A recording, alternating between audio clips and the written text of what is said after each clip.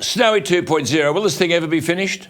Well, at this stage, the government has said they're going to complete this project no matter how long it takes and no matter how much it costs. Ultimately, I guess, taking that attitude, it will be completed. But as we've seen already, it's many times over budget and many times taking longer than what was envisaged.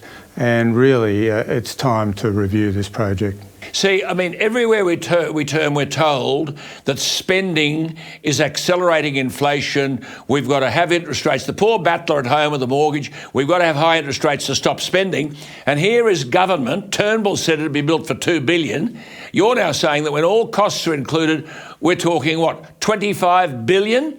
12 times the initial estimate. What's that about spending? Yes, well, the cost has been reset by Snowy Hydro themselves 4 times. As you said, the initial estimate was $2 billion. It went up to $3.8 billion with the final investment decision.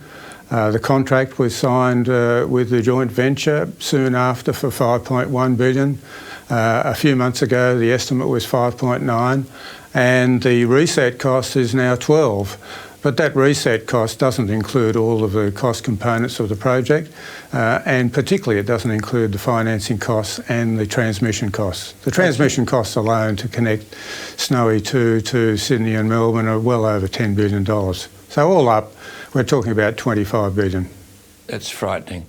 And what about dear old Florence, the big boring machine, which has to excavate 33 kilometres of tunnels? They're years behind schedule. And is Florence still sunk? Yes, well, Florence was commissioned with great fanfare last March 2020, and in the 20 months, and it's 20 months tomorrow that she was commissioned, she has excavated 150 metres. So she's averaging 25 centimetres a day. At that rate, it's 200 years, which is nonsensical, of course. But she's still paused, as it's called, rather than stuck under a sinkhole. And she has been under that sinkhole since last December. And she's got to get a head-raised tunnel of 17 kilometres.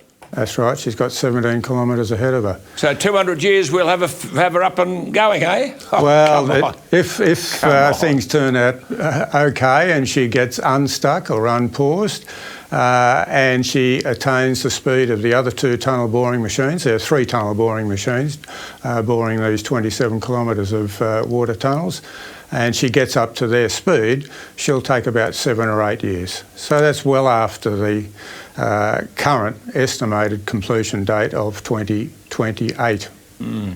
Now look, I don't want to piddle in your pocket, but you've seen all of this. You've got tremendous... The man I'm speaking to is arguably one of the most experienced people in this particular field in the country.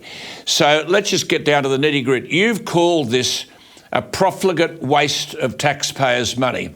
How could anyone in government argue with that? Well, we've been saying that ever since the project was announced, because when it was announced, it clearly couldn't be built for $2 billion, and it clearly couldn't be completed in 4 years. And even at $2 billion, the economics were arguable. We weren't sure that there was $2 billion worth of value. So we've been saying ever since the project was announced that the government should be seeking advice other than the advice from Snowy Hydro, which has been demonstrated over and over again to be underestimated and just plain wrong. And for the life of me, I can't understand why the government, which is really there to protect the interests of the taxpayer, don't get independent experts to review this project. It should have been done at day one. It should have been done every time the project cost has been reset, and it should be done now. But hang on, Turnbull pitched for the Prime Ministership, stabbing Abbott in the back because he was a businessman, he knew finance, and he was the man to run the show. And this is his initiative. Where does he fit into all this? Well, I think some of the blame can be laid on the politicians for the very reason that I've just stated. They didn't get independent advice, but it's largely Snowy Hydro's advice that has set all of these estimates for costs and estimate for completion dates.